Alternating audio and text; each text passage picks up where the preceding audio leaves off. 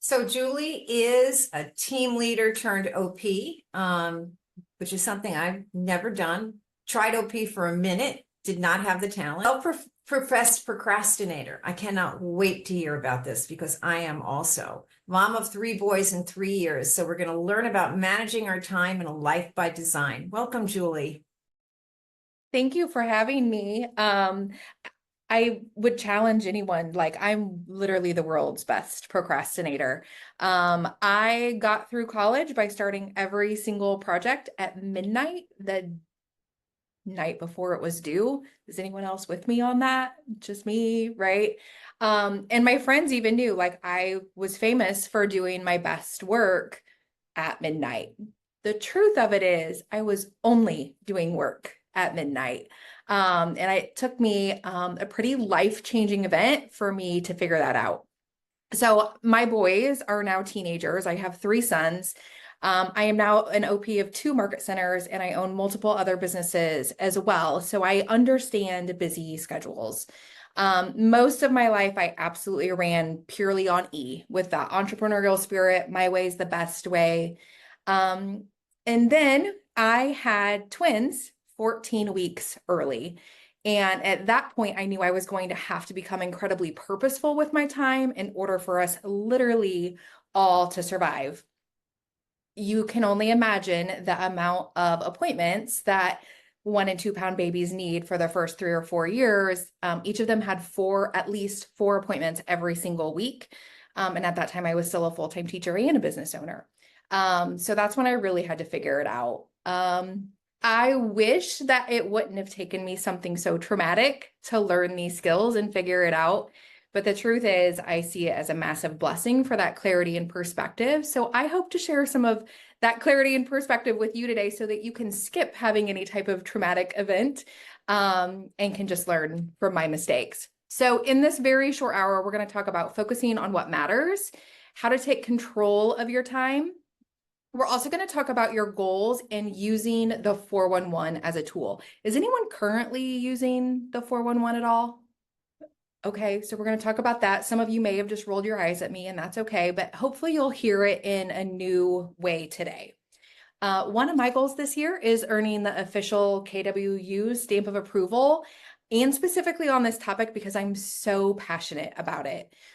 But I really am the world's best procrastinator. So I'm sure if these models work for me, they are going to work for you too.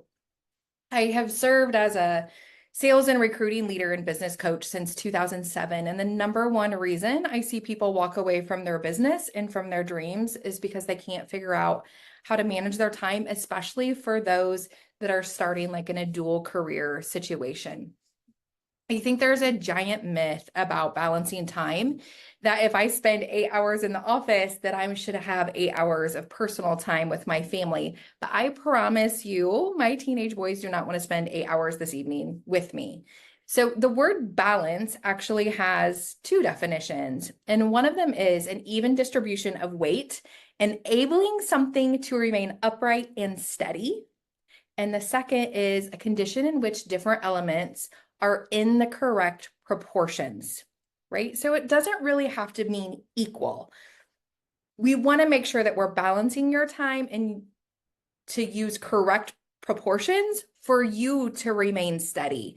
When our businesses are on this roller coaster, it makes our tummies upset, right? It gets a little bit scary when you're at the bottom, and then it feels really great at the top, and then we find ourselves really quickly at the bottom again. So for me, it was very important to build that steadiness in, not only for the health of my business, but literally the health of my family.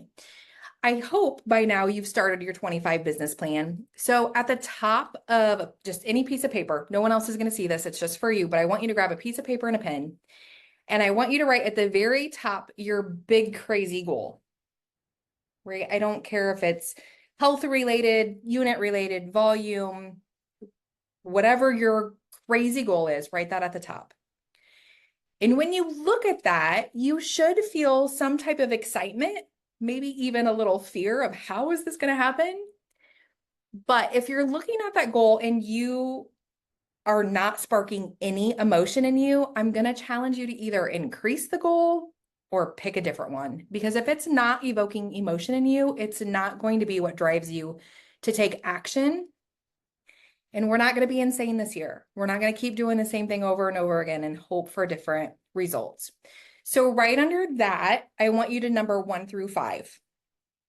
Now, in a moment, I'm going to ask you to write down your priorities, but before that, set your pen back down for just a moment, and I want you to think. So I've been teaching this method for more than a decade, and the majority of people will answer, I know my priorities: faith, family, friends. And it comes out almost verbatim of the majority of people. I have no idea what happened on the planet that was ingrained in our brains, that was the correct answer. But I'm not looking for the world's correct answer. I want you to find your actual priorities. So you have permission to be honest. No one else is going to see this paper, but we have to live in reality. If your faith truly is your number 1 priority, I should be able to look at your calendar and see evidence of that, right? You went to service, you did daily devotionals, you're active in a small group. I will be very honest with you. That is not my number 1 priority. My number 1 priority is the family that I have created. And you see, I'm very specific on even who that family includes. I live in a village of 4,000 people. And within that very small village, I have about 40 family members, including my parents, grandparents, aunts, uncles, siblings, nieces, right? So saying that my family is a priority includes a lot of people that I really can't make all my first priority. So it's my husband and my children. Now, for me, faith is woven through how I choose to raise my kids. But the truth of it is, if you looked at our club soccer schedule, I promise you, you're going to see me on soccer sidelines on Sunday morning and not at a church service, right? So the evidence shows that my number 1 priority is my kids. For me, my second priority is business. And I do own several different businesses, and they're not all created equal. So again, I have to be specific on which business gets fed and fueled first. But I have to prioritize that. And some people think that sounds bad, right? But the truth of it is, in order for me to take care of my kids the way that I choose to, I have to run my business so that I can keep the roof over our heads and food on the table. So pick up your pen, don't overthink it, and write down your priorities. It is okay if you have 2 or 3, but if you have more than 5, the truth is you have none.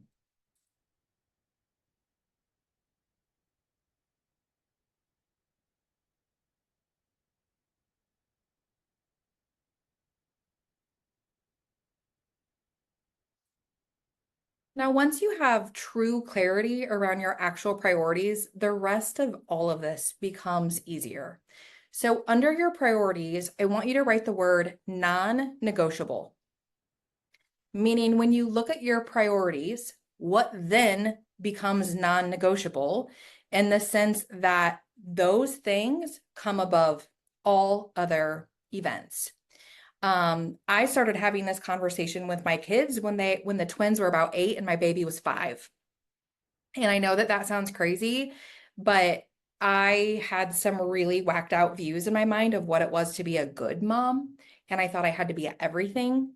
And so I had to explain to them, there's 3 of you and you're all involved in a million different things. So what is most important for you for me to be at? And they literally told me how to win. And those things then became my non-negotiables. But it wasn't everything that relates to my kids because that's just not realistic. As hearing that the twins were born 14 weeks early and at 1 and 2 pounds, you can imagine, like, yes, all babies are miracles, but they really are miracles. It never fails that their birthday falls during a national conference where I get to see 3,000 people on my sales team in one shot. Those 3,000 people typically pay my mortgage and all of our living expenses for the year. This is a very big deal in my business world. So what's interesting is I just told you my first priority was my kids and my second was business. But on their birthday, I'm at national conference. And the reason for that is it happens one time a year and it brings everybody together. I can celebrate their birthday any day, right? Most of us as adults are at work on our birthday, and sometimes they're at school on their birthday. So it doesn't mean the celebration is less. It just means it may not be on that day, but that's by having clear priorities that becomes really easy. In business world, lead generation is a non-negotiable for me. I could have the fanciest, prettiest car in the world, but if I'm not fueling it, it's worthless. So lead gen is a non-negotiable for my business. So you write down whatever your non-negotiables are.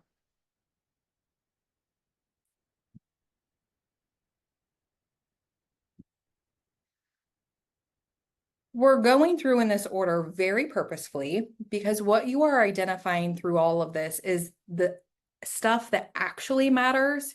And if you're familiar with the 80-20 principle, that you're going to be incredibly purposeful about what your big rocks are. And we are going to come back to this a little bit more when we talk specifically about time blocking.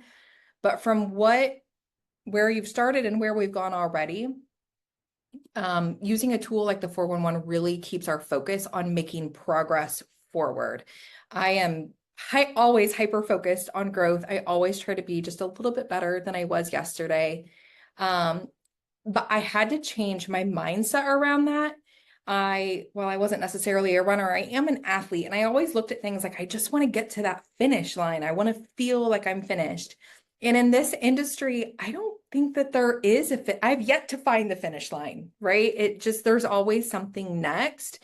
So I had to change my mindset that I'm not running a sprint or a marathon. I'm participating in a decathlon, and there's always the next event. So while I might win in this one thing, I got to put a different pair of cleats on and go over here and compete in a different way. That really helped me with my own 411, if you have kind of that same idea as me.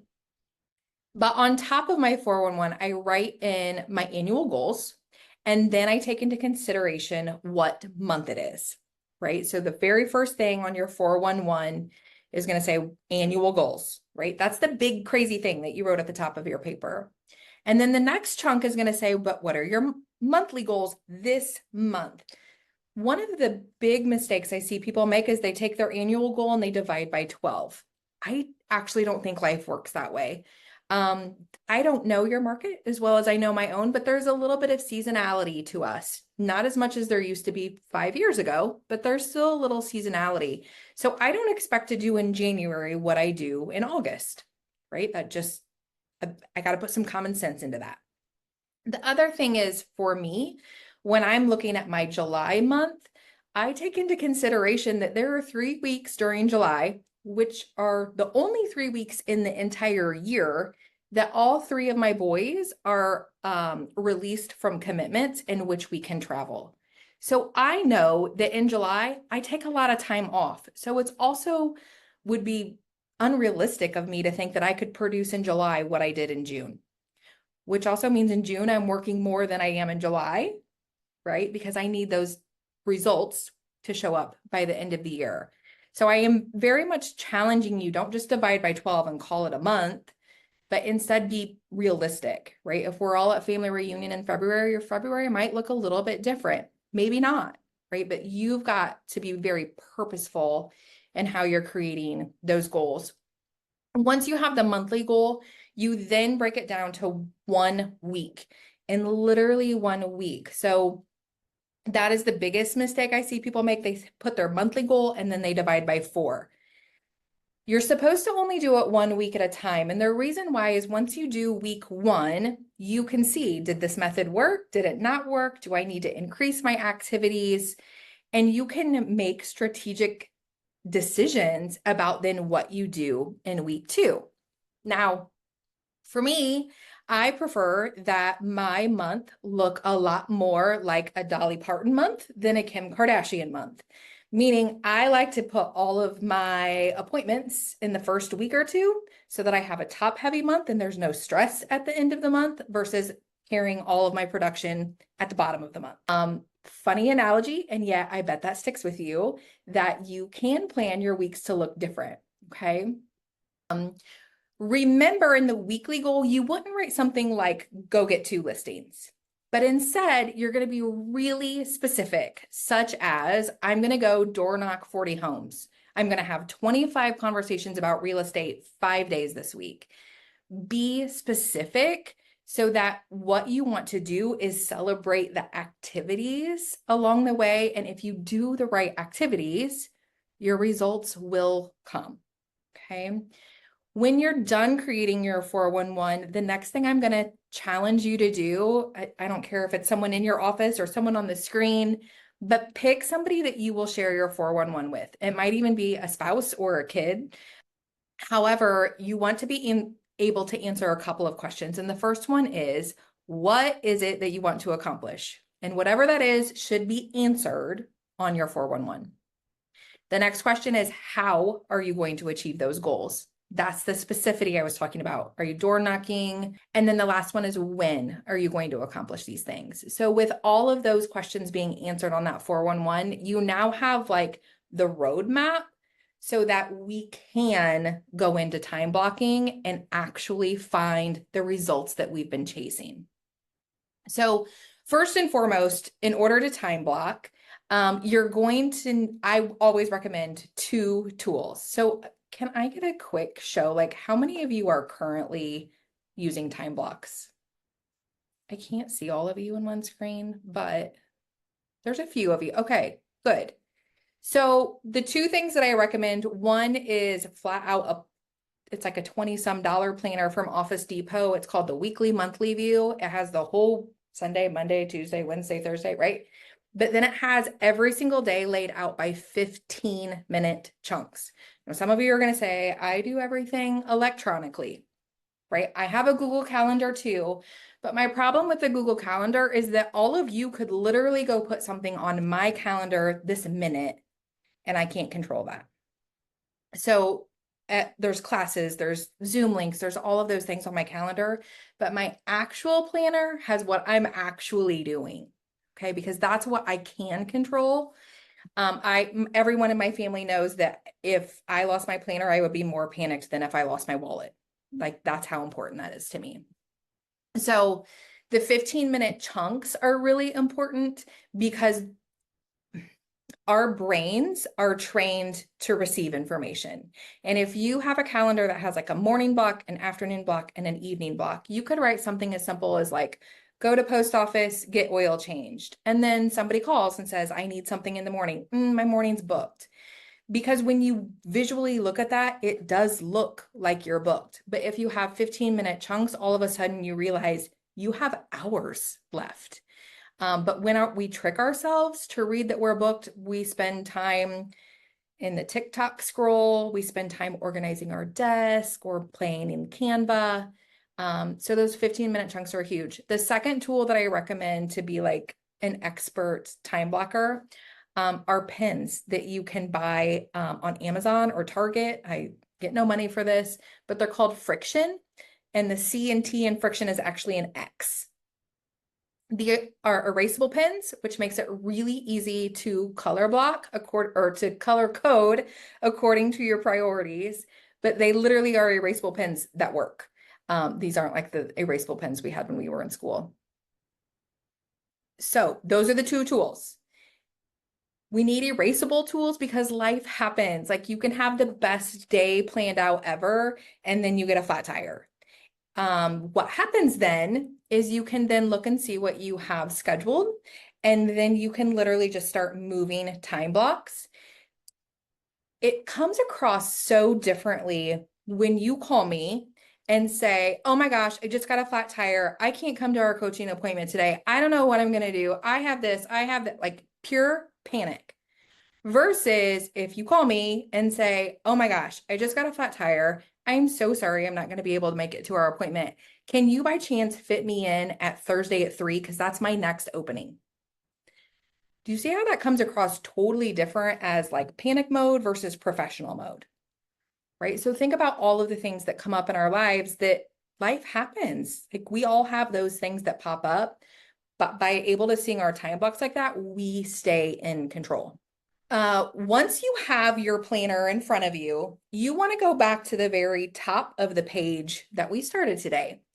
And the things that you wrote down as your non-negotiables, they're yours. Like no one's going to argue with it. You've identified them based on your priorities, and you are going to schedule all of those things in for 2025 before you do anything else. That means we're being purposeful about protecting that time. Gary Keller is famous for saying the very first thing he does when he looks at his upcoming year is what month or what weeks am I taking vacation days? And he plans that before he plans anything else. That's a non-negotiable for him. Okay. When you find yourself doing this, that's when you're going to start feeling yourself moving from that entrepreneurial style to that purposeful style. So then the next thing we have to start scheduling in are our appointments. And we have to learn to embrace the routines in our life. Now, I'm going to tell you that most people don't think that there's anything sexy sounding about living a life with a routine. And yet, as that former third grade teacher, I promise you, all humans function at a higher level on a routine when they have that rhythm.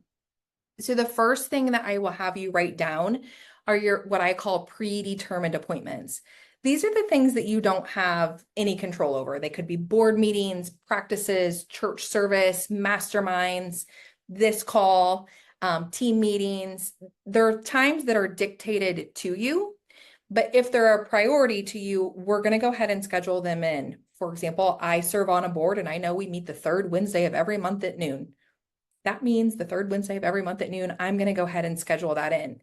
If I don't do that now, I end up having like a haircut that time. And I would be really embarrassed to be like, hey, I can't make it to this business thing that I said was a priority because I'm getting my haircut, right?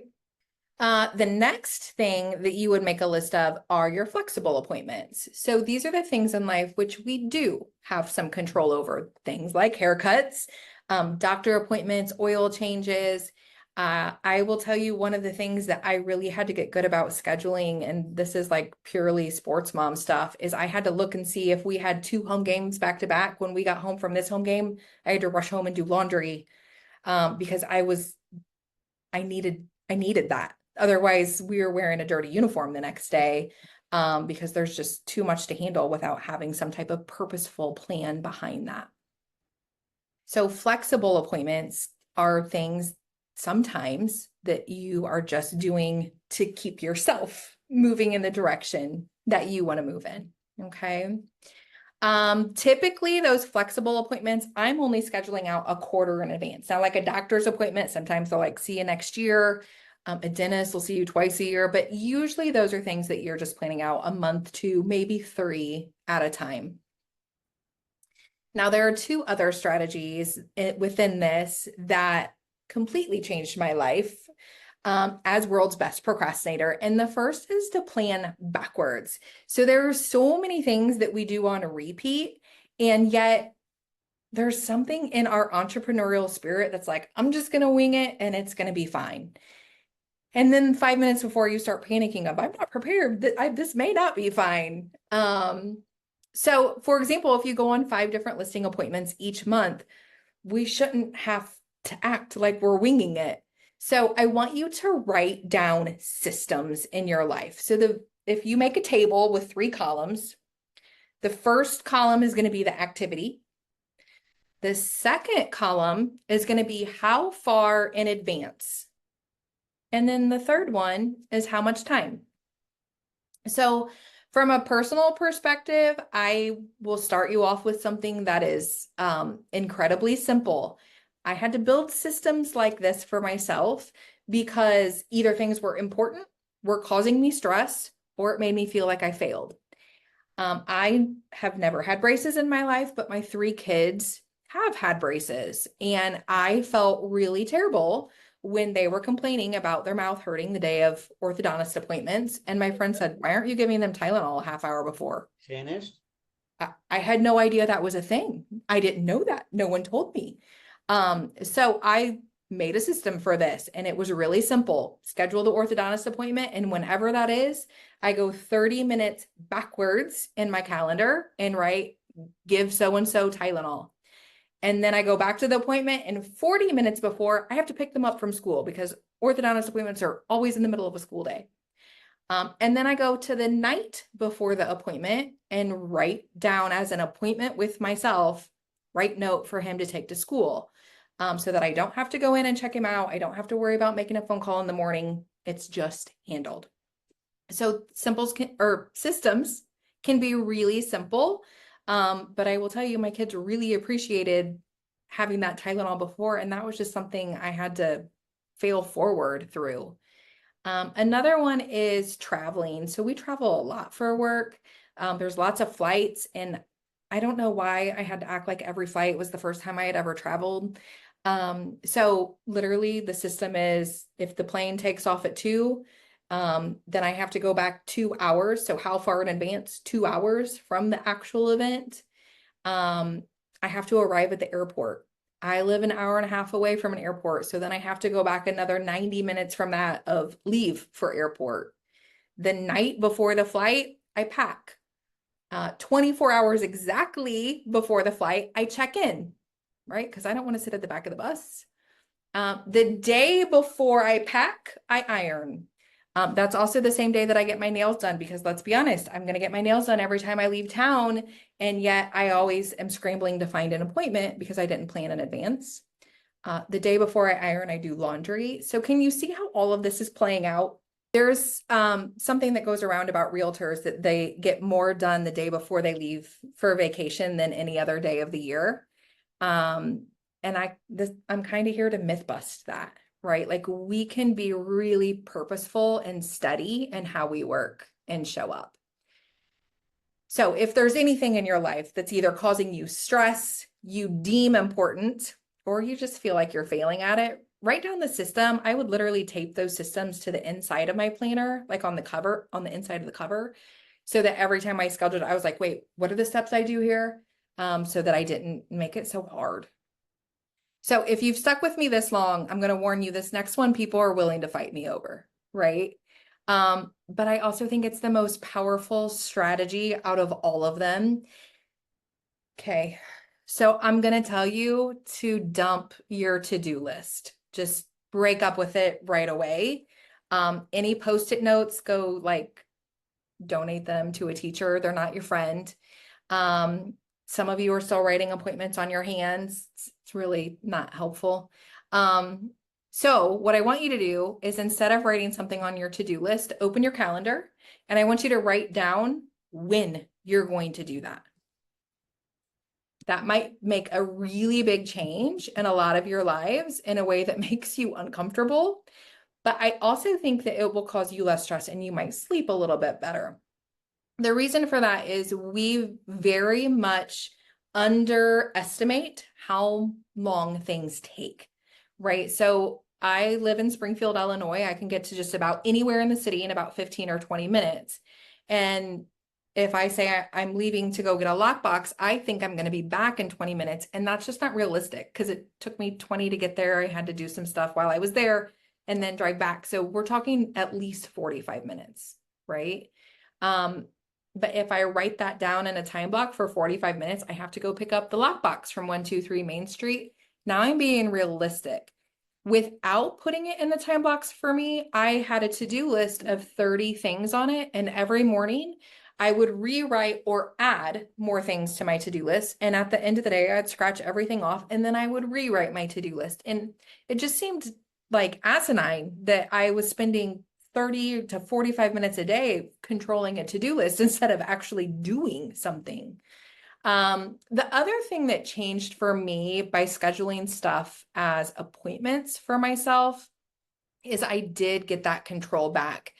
And what I mean by that is we should on ourselves a lot. I should have gotten more done. I wish I would have gotten this done. I feel bad.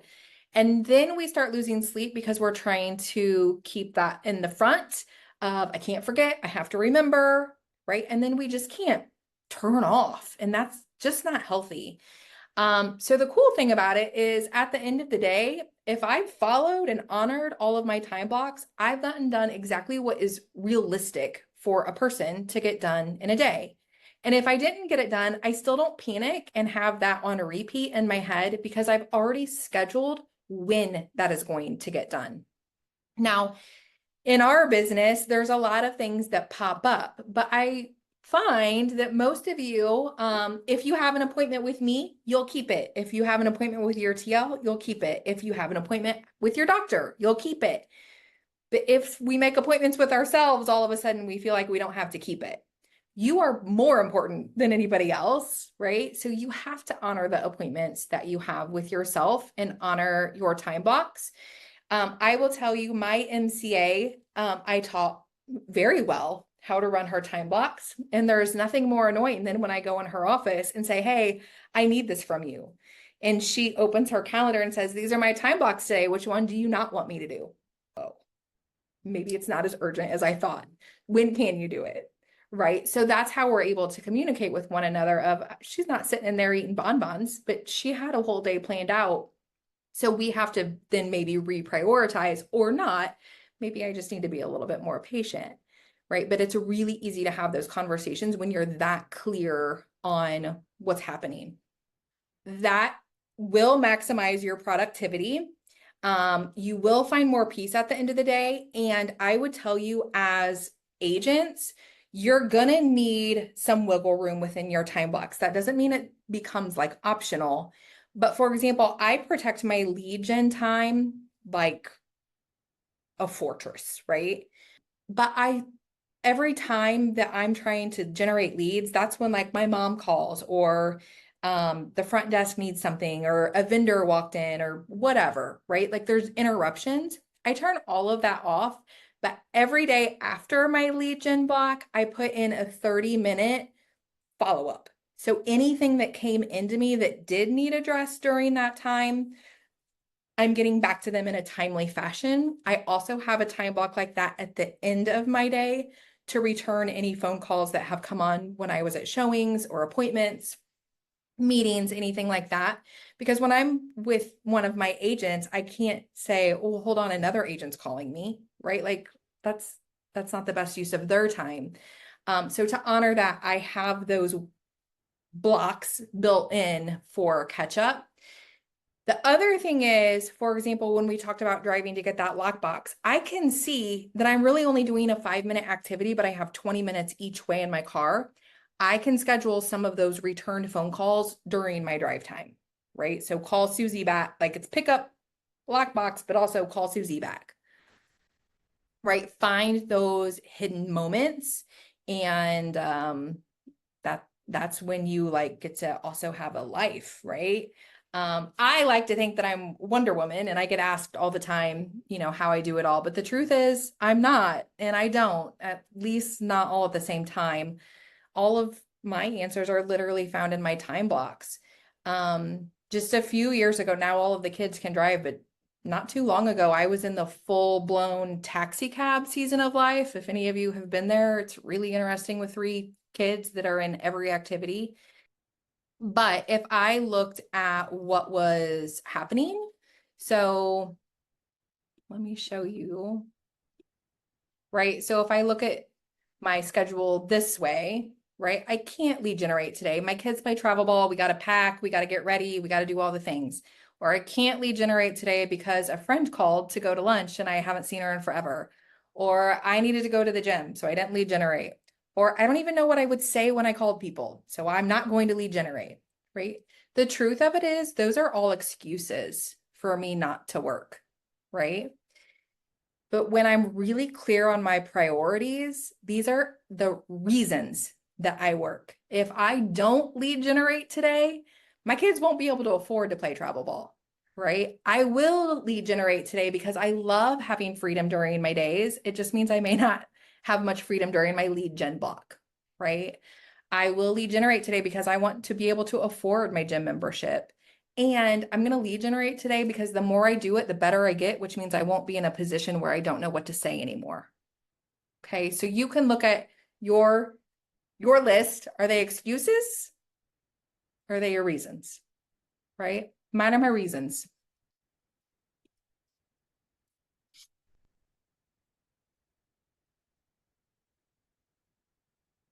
So I have put a lot on you really, really fast.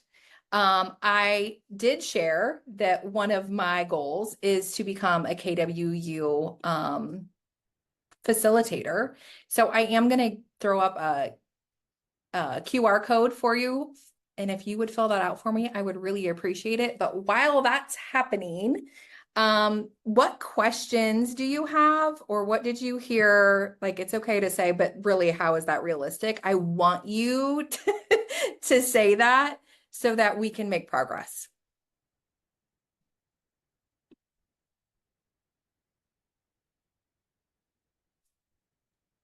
So I love the way you turned everything around from the way I usually look at it. You know, it goes back to change the way you look at things, and the things you look at change. And just by listing my, my priorities and then the non-negotiables, it was eye-opening for me. And I've been doing this a long time. Thank you. I love that. Thank you for sharing. Is everybody doing their Survey Monkey? And if you are doing this, guys, we're the New York tri-state region. I don't know if you're surveying or you're just quiet.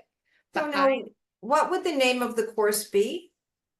It's on the bottom of this slide, time management with the Oh, I see. 411. That's Okay. okay. What other questions do you have? What were the three columns again? It was activity. Activity, and then how far in advance before the event does that need to happen? So like for my listing presentation, do I need to do the CMA the day before, 2 days before? Like what puts you at your best? And that's what the whole system is about, is what puts you at your best. And then the last one is how much time does that take? So sometimes activities only take 15 minutes, but sometimes I need 2 hours. Thank you. You're I welcome. can't raise my hand because I'm driving, but I have a question. Go So ahead. I love what you said about like change your to-do list to actually like saying when you're going to do it, because that's what I find sometimes. You just have like this to-do list that is forever. But like you must still have a running kind of to-do list, because like, can you actually schedule? Do you actually schedule everything you have to get done? Because there's always so much to get done between family and work and home stuff. And how do you manage that? So I actually schedule it all. And that's what literally the agents in my office make fun of me for it, because like everything, family dinner scheduled. But the thing of it is, when family dinner is on my calendar, it becomes an appointment. So when you call me and I'm at family dinner, I'm already at an appointment, so I don't answer my phone. Where if I just have this open block, it's like, oh, I can do whatever I want. But I literally schedule in when I'm going to do laundry, when we go to the post office, when I'm going to go to the bank, because typically I can start stacking them in a reasonable order so that I'm not back and forth across town 12 times. And you will find a routine, because you're going to find out, I mean, I'm really going to make myself seem very exciting here, but Friday nights are the best time for me to get laundry done, because it's the only time that we don't have to do something. But then that means every Saturday, my husband and I try to go to lunch together, because we found even if we're traveling for sports or anything else or the other, whatever kids are with us want to go with their friends anyway. So we always find a way to get some type of date in every single week. So even if we can't squeeze in a dinner, we will figure it out of how to have lunch together. So yeah, I really schedule everything in, and the control freak of me is able to sleep because of that. Otherwise, like I said, my brain just keeps going and going and going of what I should have done, or I can't believe I didn't get everything done today. And then when you see it all laid out, it's like, that wasn't realistic. Like, let's live in reality, not in Wonder Woman land. Thank you. In the chat, Elizabeth asks, my thing is that I don't honor my time blocking. Any tips/suggestions to hold myself accountable? Yeah. So, Elizabeth, do you think you're a smart businesswoman? I can't see you, but I'm going to assume that you said yes. Right. And when I ask that, it's because you already made a decision to do something at that time, because either you, your family, or your business required that to be done. So don't overthink it, right? You already made the decision, you scheduled it, just do what it says. I will tell you time and time again, agents come in my office and they're like, I don't know what to do. Just tell me what to do and I'll do that. And they want to be business owners, and they don't want to have a state job in a cubicle, but sometimes people like to just be told what to do. I don't like to be told what to do, so my calendar does that for me. And I just do what the blocks say because I already made a strategic decision that that was what was best at that time. So maybe look at it through that lens of you've already made the decision, you knew it was needed, so just do that. So you look at your 411 every day. I look at my 411 every day, and every Monday morning, me and my staffs, we all have a larger huddle than we do during the other days of what are we celebrating from last week? What did we accomplish? But then what's on your 411 this week? And what time blocks do I need to help protect for you so that you can get those jobs done? And then the other thing that we have built into our worlds is Friday at 4. Usually by then all of our closings are paid out, things like that. But Friday at 4, everyone's in their own little space because they're creating their 411 for next week, because I don't want them to leave Friday at 5 and then carry all that stuff through the weekend of, oh gosh, what am I going to do that? And how am I going to do that? Right. I want them to go home and be home. And I want to go home and be home. And then we show up Monday morning, and to Elizabeth's point, then we don't have to think. The play was already written. We just have to run the play. And that really starts our week off strong. Again, I like to top load things. So that just makes it easier for all of us. Thank you. Makes so much sense. Any other questions? The last thing I will leave you with is, I think one of the most appealing things about this business is how flexible it is. There are some of you that you are morning people and you are up and at 'em and you follow the model when it says from 9 to 11 or 9 to noon, you are doing your lead gen. And there are some of you that are like, yeah, I need my coffee. I need to do this. I need to do that. And I'm really good in the afternoon. It's okay if your lead gen block is 1 to 3, right? There's no judgment in that. This is all about you. The paper that you wrote today, no one's going to look at it. It's just yours. Our jobs are incredibly flexible. So when you do have that flat tire, we don't erase the time block. We just have to move it. So we either have to move it to the evening, we have to maybe even break it up and add more lead gen throughout the rest of the week. Our jobs are incredibly flexible. They're just not optional. So anytime you have to erase a time block, you need to replace it. I hope you've all been left with some type of nugget. Oh To my create God, a I've got change a in lot your- of nuggets. I really appreciate this. Was perfect just before Thanksgiving. It really was. And also the timing. Let's start the new year with 411s, everybody. Have a Yeah. wonderful Thanksgiving, and thank you so much, Julie.